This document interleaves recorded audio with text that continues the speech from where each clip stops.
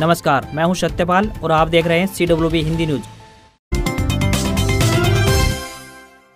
हरियाणा मौसम अपडेट। हरियाणा में गर्मी फिर रिटर्न। 4 से 5 दिन बाद झमाझम बारिश के साथ होगी मानसून की एंट्री। मैदानी राज्यों खासकर राजस्थान, हरियाणा, NCR, दिल्ली में अभी मरुस्थलीय गर्म और शुष्क पश्चिमी हवाएं चल रही हैं, जिसकी वजह से संपूर्ण इलाके में तापमान में बढ़ोतरी और उमस और पसीने वाली गर्मी अपने तीखे तेवरों से आगाज किए हुए है। साथ ही जिसकी वजह से वर्तमान समय में मानसून भी आगे नहीं बढ़ पा रहा है, लेकिन आने वाले 5 से 6 दिनों में संपूर्ण इलाके में एक बार फिर से हवाओं का रुख बदल जाएगा और पूर्वी हवाएं चलेंगी और मानसून की गतिविधियों को रफ्तार मिलेगी। उसके बाद हरियाणा, NCR, दिल्ली में झमाझम बारिश के साथ मानसून की एंट्री होगी। 1 जुलाई तक हरियाणा, NCR, दिल्ली का संपूर्ण इलाका मानसून की बारिश से सरोबार हो जाएगा। PM किसान सम्मान निधि योजना 23 जून तक बैंक खाते को आधार से लिंक व eKYC करवाएं किसान, तभी मिलेगी सम्मान निधि की 12वीं किस्त। कृषि एवं किसान कल्याण विभाग 9 के किसान सम्मान निधि योजना के जिला नोडल अधिकारी डॉक्टर अजय तोमर ने आग्रह करते हुए किसानों से कहा है कि अपने बैंक खाते को आधार से जल्द लिंक करवा लें या बैंक में जाकर eKYC करवा लें, जिस कारण प्रधानमंत्री किसान सम्मान निधि योजना की 11वीं किस्त डाली जा सके, साथ ही आने वाली 12वीं किस्त भी डल सके। उन्होंने बताया कि इसके लिए सरकार द्वारा 30 जून तक का समय दिया गया है, इसलिए ऐसे किसानों को तुरंत बैंक में जाकर अपना खाता आधार नंबर से लिंक करवाने के साथ साथ eKYC भी करवानी चाहिए, ताकि उनको किसान सम्मान निधि की किस्त मिलने में कोई परेशानी न आए।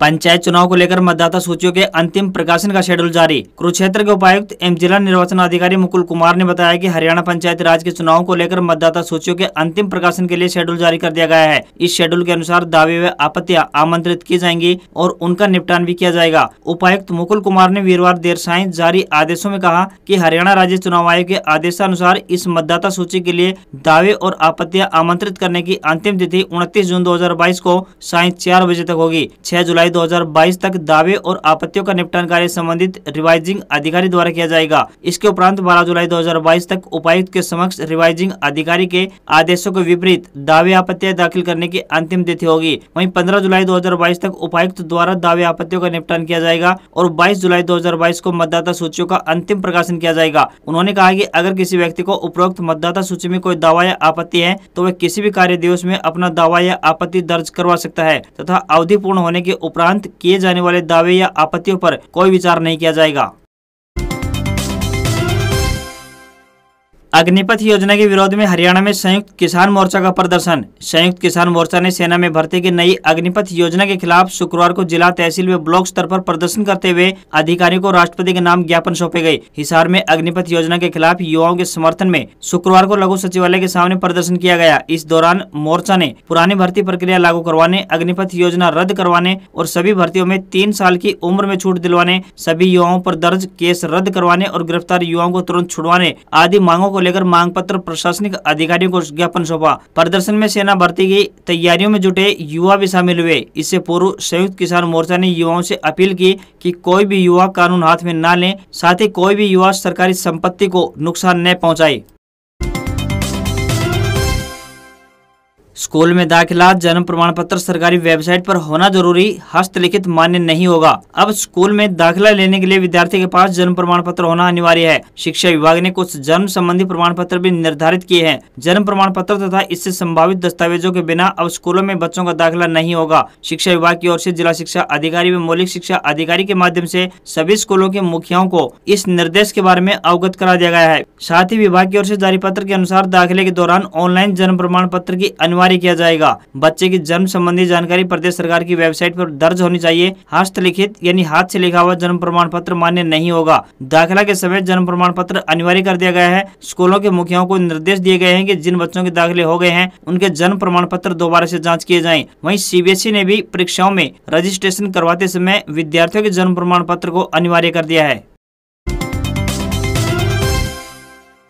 हरियाणा के किसान धान के बजाय फलों के बाग लगाएं, मिलेगा विशेष अनुदान। हरियाणा सरकार ने ट्वीट कर जानकारी दी है कि धान के बजाय फलों के बाग लगाने पर किसानों को विशेष अनुदान सरकार द्वारा दिया जा रहा है। इसके लिए मेरी फसल मेरा ब्यौरा पर पंजीकरण करवाना अनिवार्य है। किसानों को अमरूद के बाग लगाने के लिए 11,500 रुपए, नींबू के बाग के लिए 12,000 रुपए और आंवला के बाग के लिए 15,000 रुपए सरकार द्वारा अनुदान के रूप में दिए जाते हैं। लागत को देखते हुए अब किसानों को नए बाग लगाने के लिए 50% प्रति हेक्टेयर अनुदान दिया जा रहा है। इससे किसान बागवानी को अपनाकर अधिक लाभ कमा सकते हैं। इस अनुदान योजना के तहत एक किसान 10 एकड़ तक का बाग लगा सकता है। बागवानी फसलों को हुए नुकसान की भरपाई के लिए सरकार द्वारा बागवानी बीमा योजना चलाई जा रही है। यह योजना सब्जियों, फलों और मसालों को प्राकृतिक आपदाओं के जोखिम से मुक्त कर किसानों को फसलों की लागत कम करने में कारगर साबित होगी। योजना का लाभ लेने के इच्छुक किसान भूमि दस्तावेज, बैंक कॉपी और आधार कार्ड के साथ जिला उद्यान कार्यालय में संपर्क कर सकते हैं। निकाय चुनाव में आम आदमी पार्टी ने की पिहोवा नगर पालिका का चुनाव रद्द करने की मांग। आम आदमी पार्टी के पिहोवा नगर पालिका चेयरमैन प्रत्याशी अनिल धवन ने चुनाव में धोखाधड़ी कर बीजेपी प्रत्याशी को जिताने का आरोप लगाया है। आम आदमी पार्टी चेयरमैन प्रत्याशी अनिल धवन ने कहा कि पिहोवा नगर पालिका के चुनाव में कुल 20,419 वोट पोल हुए थे। इसका ब्यौरा राज्य चुनाव आयोग की वेबसाइट पर भी दिया गया था, लेकिन गिनती वाले दिन केवल 20,363 वोटों की गिनती की गई। उन्होंने बताया कि आखिरी राउंड तक वे बढ़त बनाए हुए थे। अंतिम राउंड में उन्हें 55 वोटों हारा दिखाकर बीजेपी प्रत्याशी को चेयरमैन घोषित कर दिया गया, जबकि 20,363 वोटों की गिनती की गई। आम आदमी पार्टी चेयरमैन प्रत्याशी अनिल धवन ने बताया कि अंत में 56 वोटों की गिनती नहीं की गई और न ही रिटर्निंग अधिकारी ने इन 56 वोटों के बारे में कोई स्थिति स्पष्ट की। उन्होंने प्रशासनिक अधिकारियों पर मिलीभगत का आरोप लगाते हुए कहा कि 56 वोटों को खुर्द-बुर्द कर दिया गया। ऐसा बीजेपी प्रत्याशी को जिताने के लिए किया गया। उन्होंने पिहोवा नगर पालिका के चेयरमैन के चुनाव को निरस्त कर निष्पक्ष जाँच करने की मांग की है और 56 वोटों के बारे में स्थिति स्पष्ट करने की बात कही है। इसके साथ ही उन्होंने कहा है कि अगर इस मामले में प्रशासनिक अधिकारियों को मिलीभगत के सबूत मिलते हैं तो चुनाव आयोग जिम्मेदार अधिकारियों को सस्पेंड करे और दोबारा से गिनती कर 56 वोटों की स्थिति को स्पष्ट करे और चेयरमैन के चुनाव को अमान्य घोषित करे।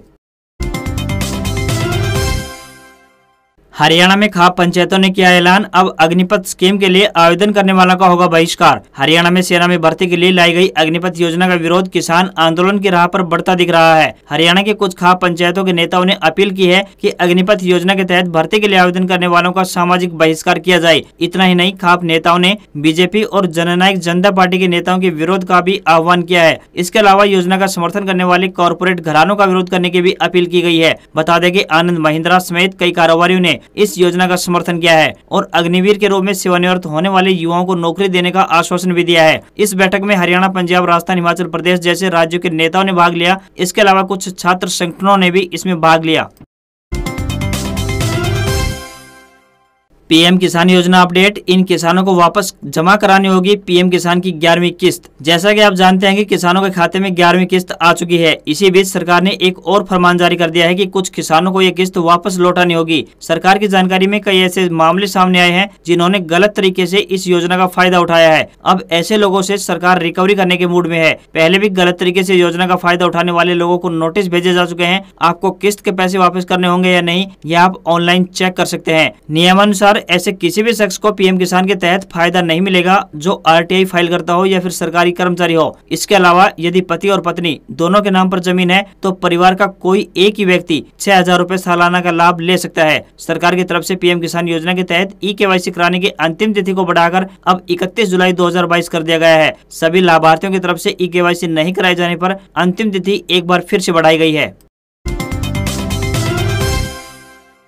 23 जून से पहले करा लें पैन और आधार लिंक, वरना जुर्माने के साथ होंगे कई सारे नुकसान। क्या आपने भी अभी तक अपना आधार और पैन कार्ड लिंक नहीं करवाया है? अगर नहीं करवाया तो फटाफट इस काम को निपटा लीजिए, क्योंकि अब आपके पास केवल 5 दिन ही शेष बचे हैं। जी हाँ, नियम के अनुसार अगर आपने 30 जून से पहले अपना पैन और आधार लिंक नहीं करवाया तो आपको इसके बाद मोटा जुर्माना देना पड़ेगा। नए नियम के अनुसार अगर आप अपने पैन और आधार को 30 जून या उससे पहले लिंक नहीं करवाते हैं तो आपको 500 रुपए का जुर्माना देना पड़ेगा। वहीं अगर आप 1 जुलाई उसके बाद पैन आधार लिंक करवाते हैं तो आपको इसके लिए 2 गुना यानी 1,000 रुपए का जुर्माना देना पड़ेगा। बता दें कि आधार और पैन कार्ड को लिंक कराने की लास्ट डेट मार्च 2022 में खत्म हो गई थी। इसके बावजूद भी कई लोगों ने अपना पैन आधार लिंक नहीं करवाया, जिसको देखते हुए सरकार ने यह कदम उठाया है। पैन आधार लिंक न करवाने पर केवल जुर्माना ही नहीं लगेगा, बल्कि इसके साथ साथ आपको कई सारे नुकसान भी होंगे। जैसे आपका पैन कार्ड काम करना बंद कर जाएगा, या फिर पैन कार्ड निष्क्रिय होने पर आप म्यूचुअल फंड, स्टॉक में इन्वेस्ट भी नहीं कर पाएंगे। बैंक अकाउंट खोलने में भी दिक्कत आएगी। दिल्ली में 1 अक्टूबर से मध्यम और भारी वाहनों की एंट्री पर लगाई रोक, बताई ये वजह। दिल्ली एनसीआर क्षेत्र में प्रदूषण की समस्या एक बड़ी चुनौती के रूप में सामने बनती आ रही है और सर्द मौसम में यह चुनौती और बढ़ जाती है। ऐसे में प्रदूषण से कई तरह की और चुनौतियां भी बढ़ जाती है। इसलिए दिल्ली सरकार ने प्रदूषण की समस्या से निजात पाने के लिए इस बार एडवांस में ही कदम उठाने शुरू कर दिए है। दिल्ली सरकार ने आने वाली सर्दी के मौसम में प्रदूषण बढ़ने की आशंका को देखते हुए 1 अक्टूबर 2022 से 28 फरवरी 2023 तक मध्यम और भारी वाहनों के दिल्ली में प्रवेश करने पर रोक लगाने का एक बड़ा फैसला लिया है। वहीं इन दिनों में पंजाब, हरियाणा और यूपी के कई हिस्सों में पराली जलाने की घटनाएं भी बड़े स्तर पर सामने आ जाती हैं। इन वाहनों के दिल्ली में प्रवेश करने पर पूरे 5 महीने तक प्रतिबंध रहेगा। इससे वायु प्रदूषण पर रोक लगाई जा सकेगी। अब फ्री में तीनों टाइम का खाना बनाएगा ये सोलर चूल्हा। इंडियन ऑयल ने लॉन्च किया सूर्य नूतन। हिंदुस्तान की प्रमुख तेल कंपनी इंडियन ऑयल ने बुधवार को घर के अंदर इस्तेमाल किए जाने वाले सौर चूल्हा लॉन्च किया है, जिसे रिचार्ज किया जा सकता है। इस चूल्हे को सूर्य नूतन के नाम से जाना जाएगा। इस चूल्हे के लिए न तो ईंधन की जरूरत होगी और न ही लकड़ी जलाने की। यह चूल्हा सौर कुकर से अलग है क्योंकि इसको धूप में रखने की आवश्यकता भी नहीं होगी। सूर्य नूतन नाम का यह चूल्हा केवल एक केबल से कनेक्ट होगा जो छत पर लगी हुई सोलर प्लेट से जुड़ी होगी। सोलर प्लेट से उत्पन्न होने वाली ऊर्जा केबल के जरिए चूल्हे तक पहुंचेगी। प्लेट सौर ऊर्जा को पहले थर्मल बैटरी में स्टोर करती है। इस ऊर्जा से रात में भी खाना बनाया जा सकता है। इस सूर्य नूतन से 4 लोगों वाले परिवार के लिए 3 टाइम का खाना बड़ी आसानी से बनाया जा सकता है। बताया जा रहा है कि सूर्य नूतन की कीमत 18,000 रुपए से लेकर 30,000 रुपए के बीच होगी। वहीं सरकार द्वारा सब्सिडी मुहैया कराने के बाद इस चूल्हे को 10,000 रुपए से लेकर 12,000 रुपए तक की कीमत में खरीदा जा सकेगा। इस चूल्हे की लाइफ 10 साल की होगी, यानी कि आपको सिर्फ एक बार खर्च करना होगा और फिर कोई दूसरा खर्चा नहीं होगा। वैष्णो देवी श्रद्धालुओं को रेलवे की बड़ी सौगात, शुरू हुई ये नई सुविधा।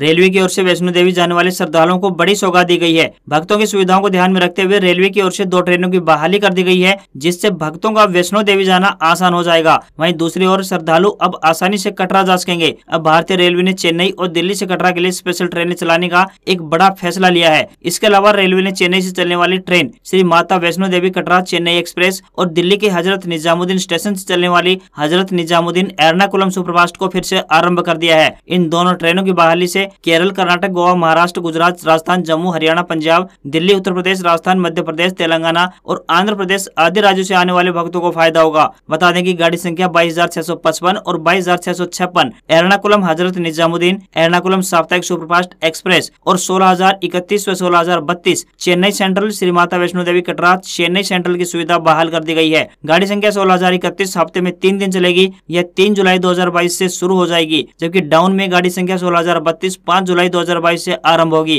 वहीं गाड़ी संख्या 22,655 6 जुलाई से और गाड़ी संख्या 22,656 8 जुलाई 2022 से शुरू होगी। चेन्नई सेंट्रल श्री माता वैष्णो देवी कटरा हफ्ते में 2 बार अप और 2 बार डाउन संचालित होगी। हरियाणा में सरकार की पहल, बाजरा न बोने पर किसानों को प्रति एकड़ मिलेंगे 4,000 रुपए, यहाँ करना होगा पंजीकरण। हरियाणा में फसल विविधीकरण योजना के तहत दक्षिण हरियाणा के बाजरा बाहुल्य 7 जिलों भिवानी, चरखी दादरी, महेंद्रगढ़, रेवाड़ी, झज्जर, हिसार व नूंह में दलहन व तिलहन की फसलों को बढ़ावा दिया जाएगा। सरकारी योजना के तहत बाजरा की बुआई छोड़ने पर किसानों को 4,000 रुपए प्रति एकड़ वित्तीय सहायता देगी। इसके लिए किसानों को पहले मेरी फसल मेरा ब्यौरा पोर्टल पर पंजीकरण कराना होगा। सत्यापन के बाद सहायता राशि किसानों के खातों में सीधे ट्रांसफर कर दी जाएगी। इंडियन नेवी में निकली बम्पर वैकेंसी, 10वीं पास कैंडिडेट्स 8 जुलाई तक कर सकेंगे अप्लाई। इंडियन नेवी में नौकरी कर देश सेवा करने का सुनहरा मौका है। इंडियन नेवी ने नेवल डॉकयार्ड मुंबई के लिए 338 पदों पर भर्ती निकाली है, जिसके लिए 10वीं पास उम्मीदवार इंडियन नेवी की आधिकारिक वेबसाइट पर जाकर 8 जुलाई 2022 तक ऑनलाइन आवेदन कर सकते हैं। उम्मीदवारों का सिलेक्शन 3 चरण में होने वाले टेस्ट के आधार पर किया जाएगा। भर्ती परीक्षा में न्यूनतम 50% अंकों के साथ 10वीं पास और ITI परीक्षा पास उम्मीदवार आवेदन कर सकते हैं। रिटर्न एग्जाम का आयोजन मुंबई में 22 अगस्त 2022 को किया जाएगा। इंडियन नेवी की भर्ती में शामिल होने के लिए उम्मीदवारों की डेट ऑफ बर्थ की बात करें तो 1 अगस्त 2001 से लेकर 31 अक्टूबर 2008 के बीच होनी जरूरी है। आज खबरों में बस इतना ही। देखते रहिए CWB हिंदी न्यूज। नमस्कार।